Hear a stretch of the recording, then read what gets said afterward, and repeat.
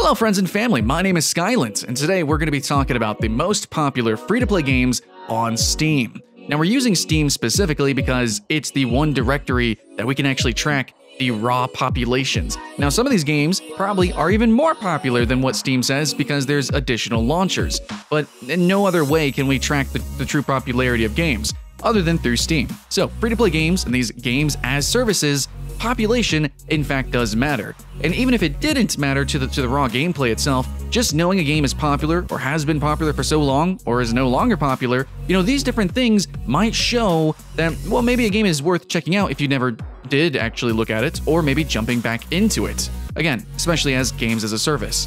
So that's why I do this video 4 times a year, and well, welcome to winter. So let's get into it, guys. The top 10 most popular what's being played free-to-play on Steam. Alright guys, the first game we're going to be chomping on is War Thunder. So War Thunder is a game that I honestly I need to re-download this. I need to get back into it. This is a game that has so consistently been on these lists or very near the top 10 of the most popular games on Steam that it's really no excuse for me not to give it more attention. I've honestly played way more of World of Tanks and World of Tanks Blitz and some weird World of spin-offs, but War Thunder kind of has like all of it.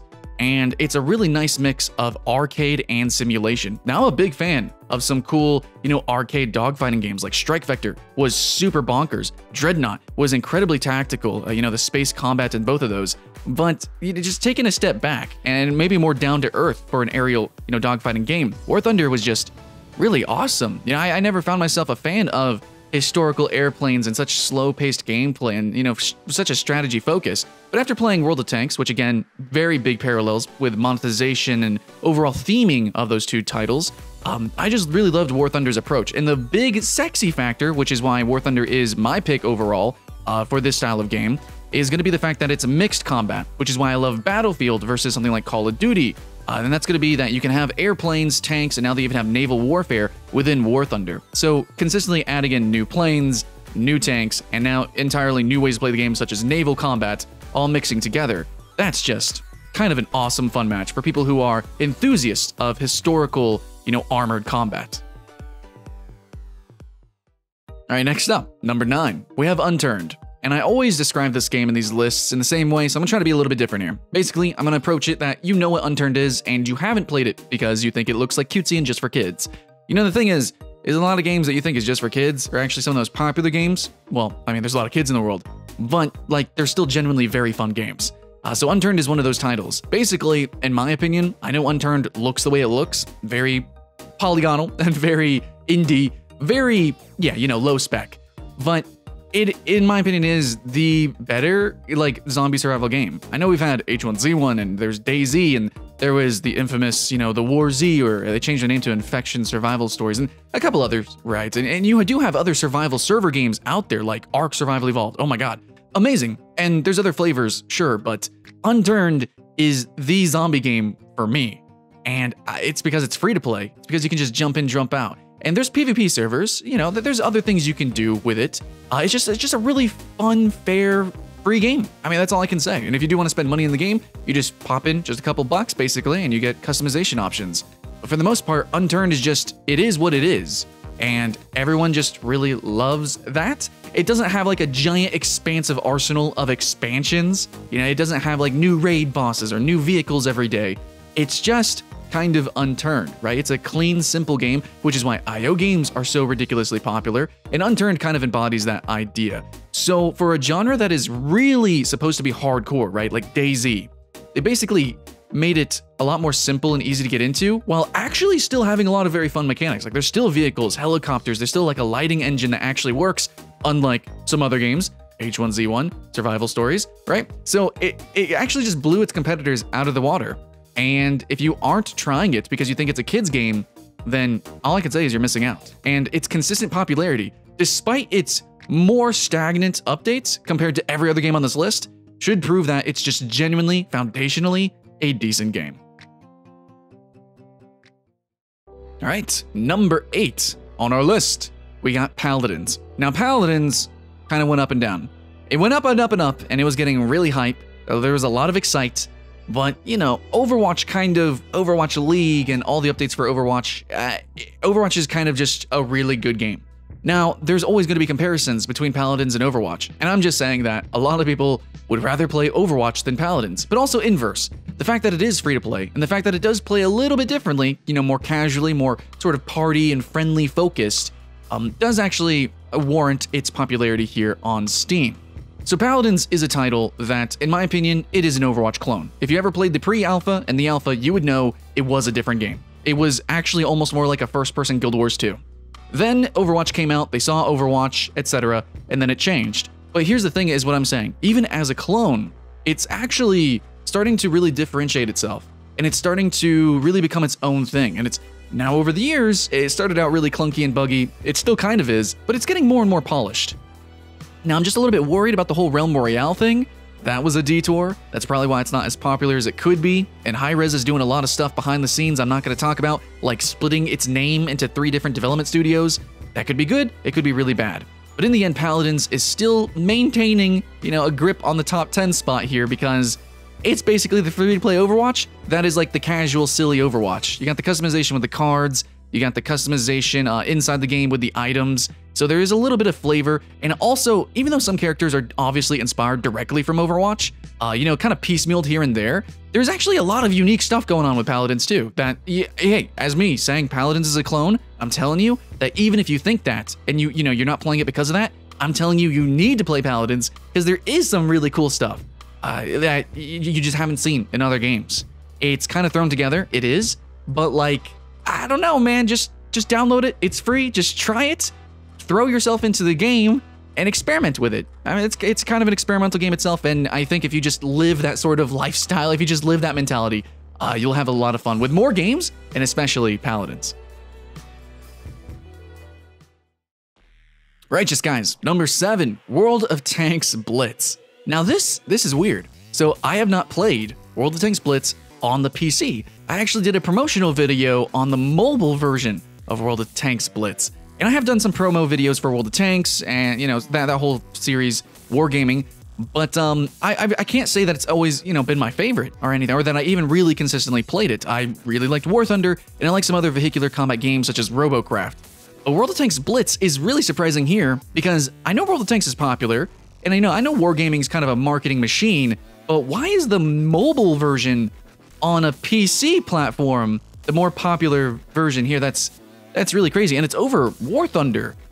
So that is just kind of boggling my mind, and I can only really assume that it embodies the free-to-play, you know, lifestyle, basically. It's World of Tanks Blitz, it's basically just a quick, fast, clean World of Tanks. Again, this was designed for mobile in mind, and I guess it's just translated very well to PC, so I can't really divulge more on that. Maybe I need to try it out myself here, but see, this is what this list is for. It's to look and analyze and see what games might be worth playing, and you know, what could have changed, and I'm saying, well, here, World of Tanks Blitz might be worth playing. So here, for me, that's definitely worthy to see. Alright guys, next up we have Ring of Elysium, which immediately have to give it a great applause, loud and proud, and a thank you to those who actually played with me over at twitch.tv/Skylent when I was doing my first impressions. You're gonna see that gameplay. I had so much fun. My reactions, totally raw and emotive, and honestly, I have to admit, I've been very numb to a lot of battle royales. I don't really get the sense, the fight and flight that I would normally from something like Fortnite.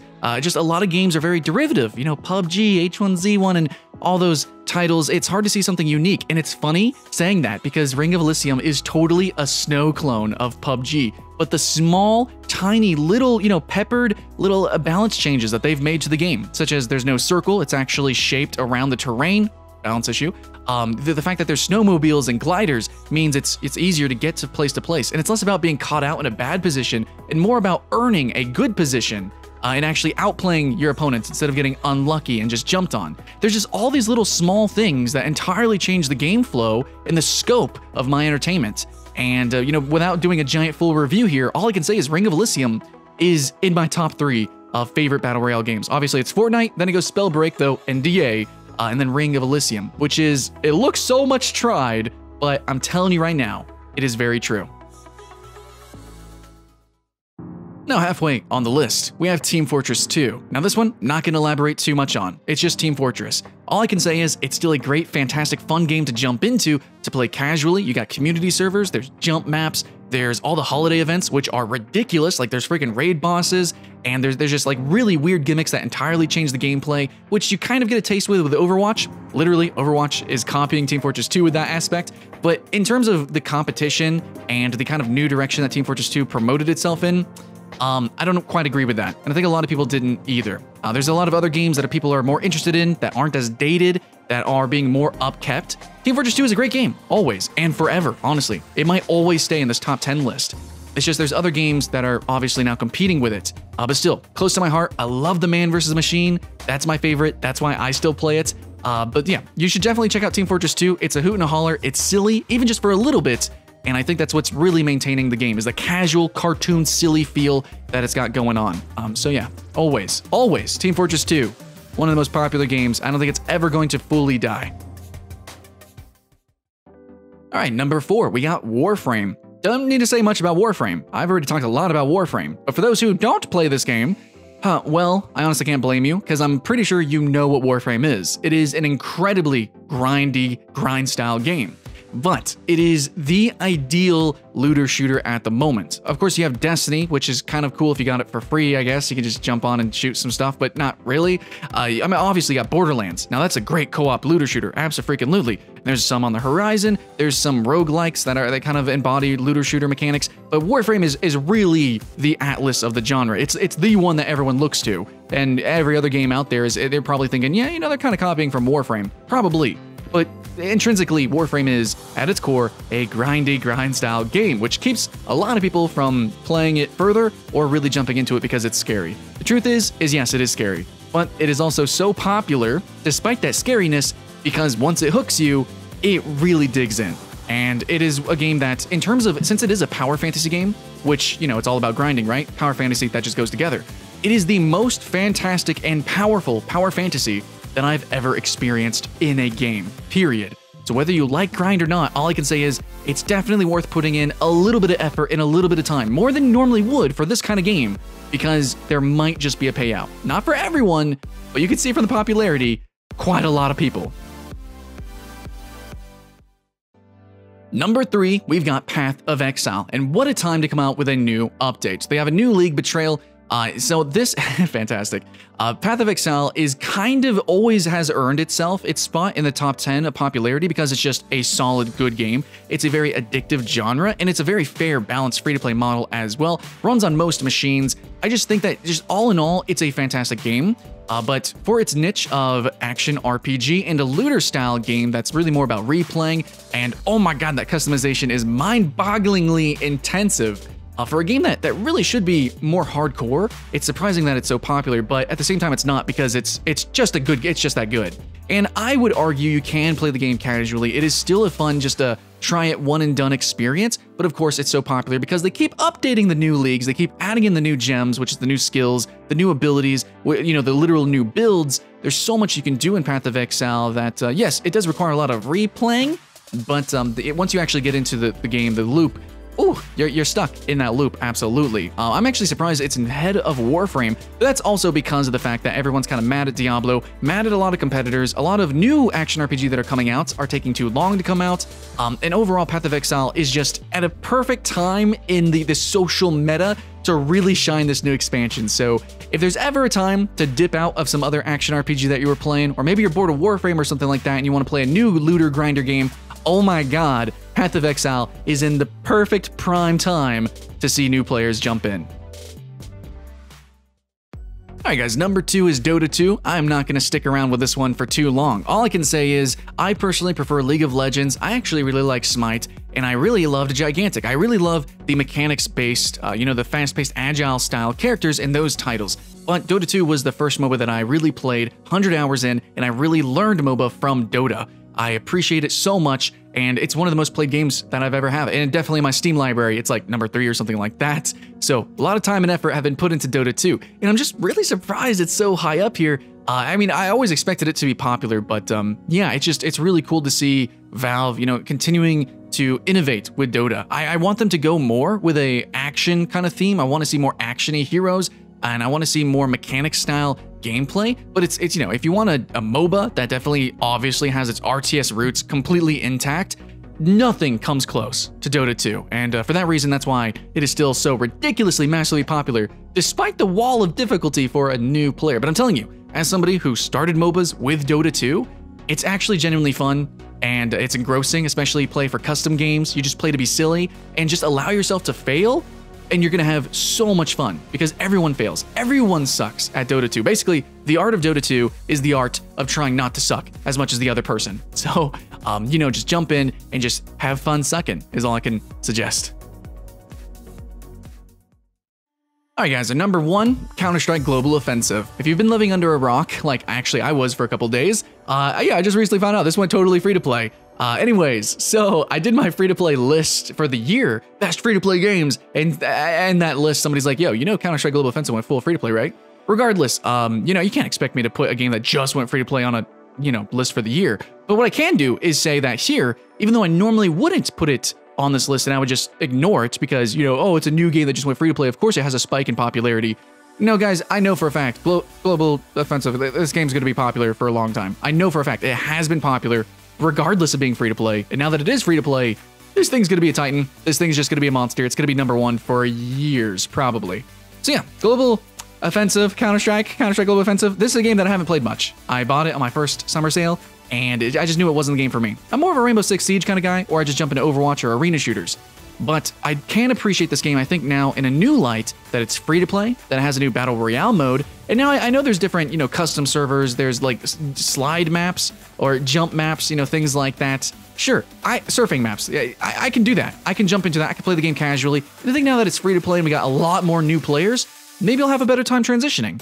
And so that's why I really wanted to kind of focus on that aspect of this. When a game is free to play and it's popular, especially when a game goes from buy to play to free to play, there is something that is different about this particular game. Whether it's a clone or whether, it went from buy to play to free to play, that change, that difference can make a game worth playing. It's meta and it's weird and it's community focused, but that's why games go free to play anyways. For that low barrier to entry, to have more players playing, more players socializing, and of course, that's why almost every game on this list is a very social style game. And that's why I even play these games. That's why I even talk about these games. So yeah, Counter-Strike Global Offensive, a game that is normally, I would say, is not my type of game. Well, I mean, I literally admitted that. I'm now going to jump back into, I'm going to play, and I'm actually proudly celebrating the fact that it is number 1 on this list.